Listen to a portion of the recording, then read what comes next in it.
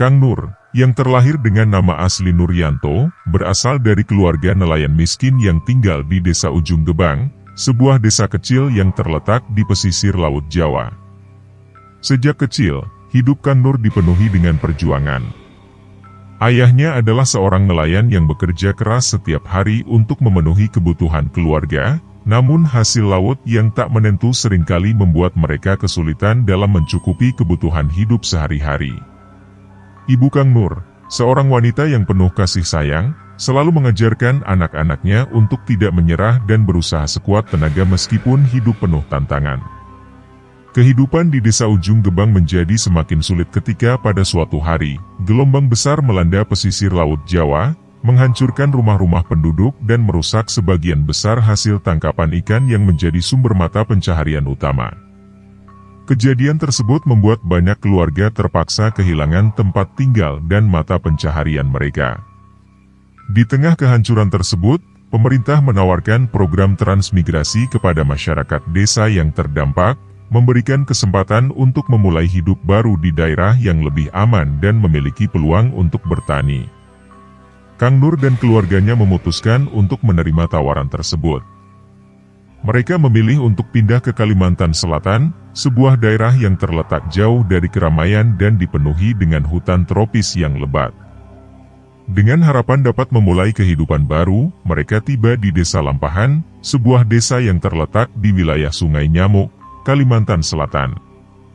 Desa ini jauh dari hiruk-pikuk kota besar, dengan rumah-rumah penduduk yang tersebar dan sebagian besar penduduknya bekerja sebagai petani atau buruh kasar.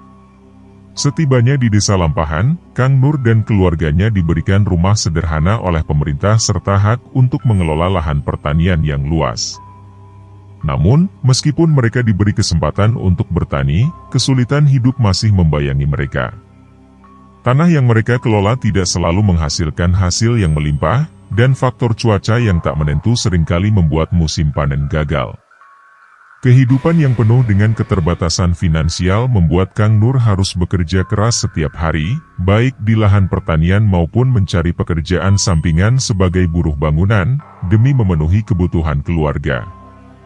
Namun, meskipun segala upaya telah dilakukan, rasa khawatir selalu hadir dalam benaknya. Setiap kali musim panen gagal atau harga hasil pertanian anjlok, Kang Nur merasa semakin tertekan. Ia tidak ingin keluarganya kembali merasakan penderitaan seperti yang mereka alami di Ujung Gebang. Keinginan untuk memberikan kehidupan yang lebih baik bagi anak-anaknya menjadi motivasi utama bagi Kang Nur untuk terus bertahan meskipun hidup terasa begitu berat. Kang Nur adalah sosok yang sangat mencintai keluarganya. Istrinya, seorang wanita sederhana dengan hati yang besar, selalu mendukungnya dalam keadaan apapun. Anak-anak mereka, meskipun masih kecil, sudah mulai mengerti perjuangan keras yang dilakukan oleh ayah mereka. Namun, meskipun Kang Nur selalu berusaha menunjukkan ketabahan di depan keluarga, rasa lelah dan putus asa seringkali menyelubunginya. Pada awal Maret, kehidupan Kang Nur di Desa Lampahan, seperti biasanya, diliputi kesibukan yang penuh tantangan. Setelah bekerja keras di ladang dan menyelesaikan pekerjaan sampingan, Kang Nur pulang ke rumah setiap hari dengan harapan bisa berkumpul bersama keluarga. Istrinya, Rokmah, adalah sosok yang selalu setia mendampinginya. Rokmah dikenal sebagai wanita yang penuh kasih sayang dan perhatian terhadap keluarga. Dia juga sangat bijaksana dalam mengatur keuangan keluarga dan selalu berusaha menjaga keharmonisan rumah tangga meski hidup mereka serba kekurangan. Namun, pada suatu siang yang panas di Maret, Kang Nur merasa gelisah. Istrinya terlambat mengantarkan makan siang seperti biasanya. Sebagai seorang suami yang sangat peduli, Kang Nur merasa ada yang tidak beres. Biasanya, Rokmah akan mengantarkan makanan ke ladang Kang Nur atau menunggu di rumah saat ia pulang. Namun pada hari itu, rasa khawatir dan cemas mulai menggerogoti pikirannya. Ia terus memikirkan apa yang bisa menyebabkan istrinya terlambat. Tanpa berpikir panjang, Kang Nur memutuskan untuk segera pulang dan memastikan keadaan istrinya. Saat tiba di rumah, Kang Nur dikejutkan dengan pemandangan yang sangat mengerikan. Ia menemukan istrinya terkapar tak berdaya di dalam rumah. "Rokmah," wanita yang selama ini menjadi tumpuan hidupnya, berada dalam keadaan mengenaskan, penuh luka dan darah, seolah dunia runtuh di hadapannya. Rasa marah dan kebingungan bercampur aduk di dalam diri Kang Nur. Ia tak bisa memahami bagaimana hal ini bisa terjadi. Istrinya, yang selama ini ia percaya dan cintai, kini menjadi korban pemerkosaan yang dilakukan oleh 5 pria tak dikenal. Perasaan cemas, marah, dan takut menyelubungi dirinya. Tidak ada kata-kata yang bisa menggambarkan betapa hancurnya hatinya saat itu. Kang Nur segera mencoba memberikan pertolongan pertama kepada Rokmah, meskipun jelas bahwa apa yang terjadi sudah sangat parah. Namun, dalam sekejap, pikiran lain mulai muncul di benaknya. Siapa yang akan bertanggung jawab atas kejadian mengerikan ini? Siapa yang telah merusak hidup istrinya dan keluarga mereka? Namun, pertanyaan-pertanyaan itu tak mampu menghilangkan rasa sakit yang ia rasakan, dan justru semakin memperburuk kondisinya. Keputusan berat. Rasa marah dan keinginan untuk membalas perbuatan biadab tersebut mulai menguasai pikiran Kang Nur. Namun, dalam sekejap, kesadaran akan bahayanya mulai menyusup. Kelima pria yang melakukan kekejaman itu mungkin bukan orang biasa. Mereka bisa saja merupakan kelompok yang sangat kuat, dengan koneksi dan pengaruh yang jauh lebih besar daripada kemampuan Kang Nur untuk melawan. Sebagai seorang suami dan ayah, Kang Nur menyadari bahwa jika ia melawan dengan cara kekerasan, bukan hanya dirinya yang akan terluka, tetapi juga keluarganya yang mungkin akan semakin terancam. Dalam kegelisahannya, Kang Nur akhirnya memutuskan untuk menahan amarahnya dan tidak melaporkan kejadian tersebut kepada pihak berwajib. Aib yang menimpa istrinya menjadi rahasia yang harus disembunyikan. Meskipun hatinya terasa hancur, ia tahu bahwa pilihan ini mungkin adalah satu-satunya cara untuk melindungi keluarganya dari kemungkinan yang lebih buruk. Keputusan tersebut begitu berat, namun Kang Nur merasa bahwa ia harus menjaga keselamatan keluarganya, meskipun harus mengorbankan keadilan bagi istrinya. Hanya hatinya yang tahu betapa dalam luka yang ia rasakan. 1 bulan setelah tragedi yang menimpa keluarganya, Kang Nur tidak bisa lagi menemukan ketenangan. Perasaan hancur yang terus membekas di hatinya membuatnya kehilangan arah. Dalam keputusasaan yang mendalam, ia merasa tak ada lagi yang bisa dipegang untuk memberikan pegangan dalam hidupnya. Ia meninggalkan rumah dan ladang, serta segala sesuatu yang pernah menjadi bagian dari hidupnya. Tanpa tujuan jelas, Kang Nur berjalan menjelajah ke dalam belantara Kalimantan Selatan yang sepi dan angker. Kegelapan yang ada di dalam hatinya semakin diperburuk oleh alam sekelilingnya yang terasa asing dan menakutkan. Dengan langkah gontai, ia melangkah jauh dari segala yang pernah dikenalnya, berharap bisa menemukan sesuatu yang bisa memberinya jawaban atas penderitaan yang tak tertahankan itu. Berhari-hari ia berjalan, tubuhnya semakin lemah, terluka, dan kelaparan. Rasa sakit fisik seolah menjadi pelarian dari rasa sakit batin yang terus menghantui. Keputusasaannya semakin memuncak, namun ia tak mampu berhenti. Dalam benaknya hanya ada satu keinginan, menemukan kedamaian atau mungkin sesuatu yang lebih misterius untuk bisa mengerti kehidupan yang penuh ketidakpastian ini. Begitu jauh ia berjalan, seakan alam pun semakin tidak ramah terhadap keberadaannya. Hutan yang sebelumnya hijau dan rimbun, kini terasa semakin mencekam dengan keheningan yang mencekik. Pada suatu titik, dalam keputusasaan yang mendalam, Kang Nur menemukan dirinya di sebuah tempat yang sangat asing. Ia terhenti di depan sebuah pohon kantil yang sangat besar, dengan bunga-bunga ganjil yang tumbuh di sekitarnya. 2 kuntum bunga yang sangat mencolok, menyerupai tubuh perempuan bugil, menghadap ke langit dengan kelopak yang berwarna merah cerah dan hitam. Entah mengapa, bunga-bunga tersebut seolah memiliki daya tarik yang tak bisa dihindari. Kang Nur merasa seperti tertarik untuk lebih dekat, meskipun ia tak mengerti mengapa. Ada sesuatu yang menakutkan sekaligus memikat pada bunga tersebut. Ia tak pernah melihat bunga seperti itu sebelumnya, dan rasa takut serta penasaran bercampur menjadi satu. Bunga itu tampak hidup, bergerak perlahan seperti mengikuti gerakan angin yang tak terlihat. Namun, Kang Nur tidak mampu untuk berpaling. ia mendekatkan dirinya lebih jauh lagi, merasakan sesuatu yang berbeda dalam dirinya. Saat ia semakin dekat dengan pohon kantil tersebut, sesuatu yang aneh terjadi. Tiba-tiba, suasana sekitar berubah drastis. Langit yang semula cerah, kini berganti menjadi temaram, dengan warna-warna yang tak bisa dijelaskan. Kang Nur merasakan tubuhnya seperti melayang, dan dunia yang ada di sekitarnya seakan bergeser. Seketika, alam yang ia kenal berubah menjadi sebuah gurun pasir luas yang tak berujung. Pasir-pasir yang bergerak oleh angin dingin dan langit yang tampak muram membuatnya merasa terisolasi, terperangkap dalam sebuah dunia yang bukan miliknya. Rasa bingung dan tak berdaya menguasai dirinya. Ia tak bisa mengerti apa yang baru saja terjadi, apakah ia sedang bermimpi, atau justru berada dalam suatu dunia yang berbeda. Suasana gurun itu seolah mematikan segala suara, hanya ada bisikan angin dan kegelisahan dalam dada Kang Nur yang semakin dalam. Ia merasa seperti terlempar ke sebuah dimensi lain, tempat yang tidak bisa dijelaskan oleh logika atau akal sehat. Pandangannya kabur, dan ia berusaha mencari jalan keluar dari tempat yang begitu asing dan menakutkan ini. Namun, yang ada hanya pasir yang tak berujung dan langit yang seolah memeluk bumi dengan kegelapannya. Dunia yang kini dihadapinya seakan sudah tidak lagi memiliki harapan atau tujuan. Kang Nur terperangkap dalam keadaan yang membingungkan dan penuh misteri, mencoba mencari jalan keluar, namun semakin jauh ia berlari, semakin dalam ia terjerat dalam dimensi yang tidak dapat dijangkaunya. Setelah berhari-hari berkelana, tubuh Kang Nur semakin lemah. Perutnya yang keroncongan dan rasa bingung yang menggelayuti pikirannya membuatnya semakin terpuruk dalam ketidakpastian. Tanpa sadar, ia melangkah lebih jauh lagi, menuju sebuah lembah yang tersembunyi di antara bukit-bukit pasir.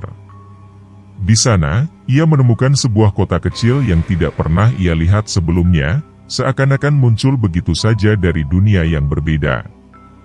Kota tersebut terlihat seperti bangunan-bangunan kuno yang terbuat dari batu dan kayu, namun tidak ada satupun tanda kehidupan manusia yang biasa ia kenal. Rumah-rumah yang tersebar di sekitar kota tampak sepi, dan suasananya sangat sunyi, hampir seperti tidak ada orang yang tinggal di sana. Namun, saat Kang Nur mulai mengamati lebih dekat, ia mendapati makhluk-makhluk aneh yang berkeliling kota.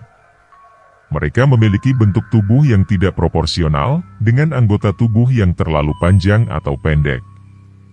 Beberapa dari mereka memiliki wajah yang tampak kabur atau bahkan tidak memiliki fitur wajah yang jelas, hanya sebuah bayangan samar yang bergerak. Meskipun makhluk-makhluk ini tampak seperti hidup, mereka tidak memperhatikan kehadiran Kang Nur. Mereka bergerak dengan cara yang aneh, tampak seperti bergerak berdasarkan insting, tanpa tujuan jelas atau kesadaran akan keberadaan makhluk lain di sekitar mereka. Ada perasaan aneh yang menyelimuti Kang Nur, seakan-akan ia berada di sebuah tempat yang tidak berada dalam dimensi yang sama dengan dunia yang ia kenal. Lembah ini seakan memisahkan dirinya dari kenyataan, membawa Kang Nur ke dalam dunia yang asing dan penuh teka-teki. Ketika ia berjalan lebih jauh ke dalam kota itu, perasaan terasing semakin kuat, dan Kang Nur mulai meragukan apakah ia masih berada di dunia yang sama. Kang Nur merasa sangat bingung dan kelaparan. Setelah beberapa waktu berjalan tanpa tujuan, ia mulai merasa dunia ini semakin tidak nyata. Pikiran dan tubuhnya mulai merasa terpisah, seakan segala yang ia kenal tentang kehidupan sudah hilang. Dalam keadaan lapar dan lemah, ia melihat seorang penjual yang sedang duduk di dekat sebuah gerobak, menawarkan berbagai makanan yang tidak bisa dikenali. Bau roti yang baru dipanggang tercium di udara, dan tanpa pikir panjang, rasa lapar yang meluap-luap menggerakkan tubuhnya untuk mendekat. Ia tahu bahwa tindakannya salah, namun rasa lapar yang tak tertahankan membuatnya kehilangan kendali. Dengan cepat, Kang Nur mengambil sepotong roti dari keranjang penjual tersebut dan menyembunyikannya di balik bajunya. Namun, tindakannya tidaklah tanpa akibat. Segera setelah ia mengambil roti itu, penduduk kota kecil yang aneh tersebut mulai menyadari tindakannya. Mereka berbalik, menunjukkan reaksi yang tidak biasa, mereka tampak marah dan penuh kebingungan. Tanpa kata, mereka bergerak cepat, mengepung Kang Nur yang kini terperangkap dalam ketakutan dan kebingungannya. Tak ada satupun dari mereka yang berbicara, namun intensitas pandangan mereka yang tajam dan penuh amarah membuat Kang Nur merasa semakin terpojok. Tidak ada pilihan lain baginya kecuali menyerah pada takdir yang tampaknya sudah menunggu. Beberapa dari makhluk itu menangkapnya dengan mudah, tangan mereka yang aneh dan kuat mengikatnya dengan cepat. Kang Nur, yang dalam kondisi sangat lemah dan bingung, hanya bisa pasrah pada apa yang akan terjadi selanjutnya. Perasaannya semakin kacau, karena ia tidak mengerti mengapa ia berada di tempat ini, atau apa yang akan terjadi padanya setelah ini. Dalam kekacauan itu, Kang Nur mulai merasakan bahwa ia mungkin telah melangkah terlalu jauh dari dunia yang ia kenal, terperangkap dalam sebuah kenyataan yang begitu asing, penuh misteri dan ketakutan yang tak bisa dijelaskan. Namun, ia juga merasa bahwa langkahnya ke kota ini mungkin bukanlah kebetulan. Dunia yang ia temui ini seakan menguji kesabarannya, menuntutnya untuk menghadapi kegelapan yang tidak hanya ada di luar, tetapi juga di dalam dirinya sendiri. Kang Nur dibawa dengan tergesa-gesa menuju sebuah tempat yang lebih besar dan lebih gelap di tengah kota yang aneh itu. Perjalanan yang tidak dapat dipahami itu penuh dengan perasaan cemas yang semakin mencekam. Tangan dan kaki Kang Nur terikat erat, dan ia dipaksa untuk berjalan mengikuti langkah para makhluk yang menangkapnya. Kemana mereka membawanya, Kang Nur tidak tahu pasti, namun ia merasa bahwa perjalanannya menuju sebuah takdir yang lebih buruk sudah semakin dekat. Sesampainya di tempat yang lebih luas, Kang Nur melihat sebuah arena terbuka yang dipenuhi oleh orang-orang yang tampaknya adalah penduduk kota tersebut, namun mereka tampak tidak berbicara atau bergerak, hanya menonton dengan tatapan kosong. Di pusat arena, terdapat 3 pria berkuda yang mengenakan pakaian yang sangat berbeda dengan pakaian warga biasa. Mereka mengenakan jubah panjang dengan simbol-simbol yang tidak bisa dimengerti, serta helm besar yang menutupi sebagian wajah mereka. Kang Nur tidak tahu apa yang akan terjadi, tetapi dari cara mereka memperlakukannya, ia bisa merasakan ketegangan yang tinggi. Ketiga pria tersebut ternyata adalah hakim wilayah yang memimpin pengadilan, namun tidak ada penjelasan lebih lanjut tentang apa yang sebenarnya terjadi atau alasan di balik tuduhan terhadapnya. Setelah beberapa waktu, salah satu hakim mulai membaca beberapa pasal yang penuh dengan kata-kata yang tidak dimengerti oleh Kang Nur. Suaranya mengalir deras, seolah-olah mengumumkan sebuah keputusan yang sudah ditentukan sebelumnya. Di tengah kebingungannya, Kang Nur hanya bisa menunduk, merasa semakin terasing dan tidak berarti. Ia berusaha memahami apa yang sedang terjadi, namun semakin lama ia semakin merasa bahwa semuanya sudah di luar kendalinya. Akhirnya, vonis itu dijatuhkan. Kang Nur harus kehilangan tangan kanannya sebagai hukuman atas tindakan yang dianggapnya sebagai pencurian roti. Setelah vonis itu dijatuhkan, Kang Nur merasa dunia seperti runtuh di sekelilingnya. Tidak ada pembelaan, tidak ada kesempatan untuk berbicara, hanya hukuman yang harus diterima dengan penuh ketidakberdayaan. Tangan kanannya, yang selama ini menjadi sumber kekuatan dan pekerjaan kerasnya, akan segera hilang. Tubuhnya yang sudah lemah akibat perjalanan panjang dan kelaparan, kini ditambah dengan penderitaan yang tak terbayangkan. Tanpa diberi waktu untuk meresapi keputusan tersebut, Kang Nur dibawa ke sebuah penjara yang terletak di bawah tanah, jauh dari matahari. Penjara ini berbeda dengan penjara yang pernah ia dengar dalam cerita-cerita lama. Penjara ini dipenuhi dengan tahanan yang tidak seperti manusia biasa. Mereka adalah orang-orang yang telah menerima hukuman berat dari pengadilan dengan cacat tubuh yang permanen akibat tindakan mereka. Di dalam penjara, bau lembab dan kotoran menguasai udara, dan dinding-dinding batu yang dingin serta sempit semakin menambah rasa terisolasi dan putus asa. Kang Nur ditempatkan di sebuah sel kecil yang tidak lebih besar dari ruang tubuhnya, dengan dinding batu yang mengelilinginya. Suara jeritan dan keluhan dari tahanan lain terdengar dari luar selnya, menambah kecemasan yang sudah menghantuinya. Namun, meski dihimpit oleh ketakutan dan kekhawatiran, Kang Nur tidak menyerah pada keputusasaan. Di dalam hatinya, masih ada secercah harapan bahwa mungkin suatu saat ia akan menemukan jalan keluar dari dunia yang penuh dengan ketidakpastian ini.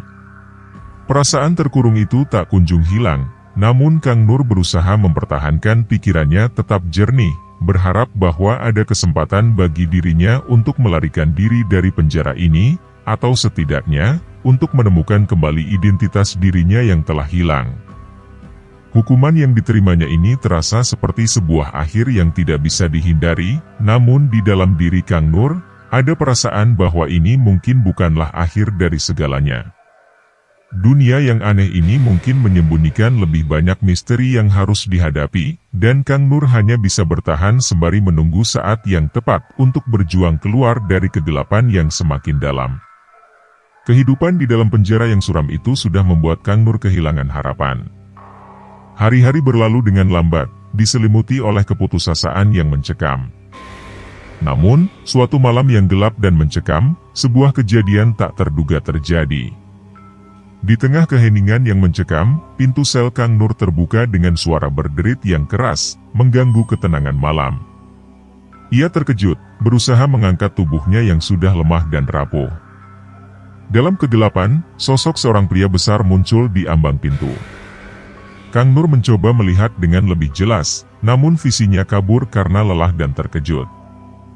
Pria itu mengenakan pakaian adat yang sangat berbeda, pakaian dengan warna cerah dan hiasan emas yang berkilauan. Meskipun penampilannya angker dan penuh kekuatan, ada ketenangan dalam cara pria tersebut bergerak, seolah dia membawa aura kedamaian yang datang dari luar dunia ini. Pria itu memperkenalkan dirinya sebagai Patih Jongkara, utusan dari Baginda Pangeran Agung Borneo.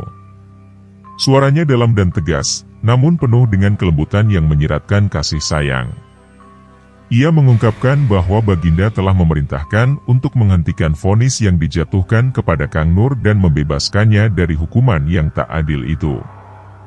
Tanpa banyak bertanya, Kang Nur merasa sedikit terkejut dan bingung, namun hatinya dipenuhi rasa syukur yang mendalam. Tidak ada yang bisa menjelaskan bagaimana atau mengapa Baginda Pangeran Agung Borneo tahu tentang dirinya, namun dalam hatinya, Kang Nur tahu bahwa ini adalah kesempatan yang tidak boleh disia-siakan. Patih Jongkara dengan sigap membuka rantai yang membelenggu tubuh Kang Nur, dan perlahan-lahan ia mengangkat Kang Nur, membantunya keluar dari sel yang sempit dan suram itu. Setelah kebebasan yang didapatkan secara ajaib itu, Patih Jongkara mengajak Kang Nur untuk mengikuti perjalanan yang jauh dari penjara yang gelap itu. Tanpa kata-kata yang lebih banyak, mereka berjalan menuju sebuah tempat yang asing namun sekaligus terasa sangat familiar bagi Kang Nur. Patih Jongkara memimpin perjalanan mereka melalui jalur-jalur hutan yang luas dan lebat.